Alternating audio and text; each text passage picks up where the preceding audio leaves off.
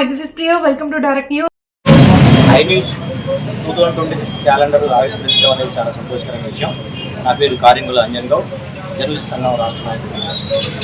2009లో start అయ్యి గత 16 సంవత్సరాల కాలం నుండి ఉమ్మడి ఆంధ్రప్రదేశ్ రాష్ట్రంలో దిగ్విజయంగా దూసుకుపోతున్న ఐ న్యూస్ ప్రేక్షకులకి నా యొక్క నూతన సంవత్సర శుభాకాంక్షలు.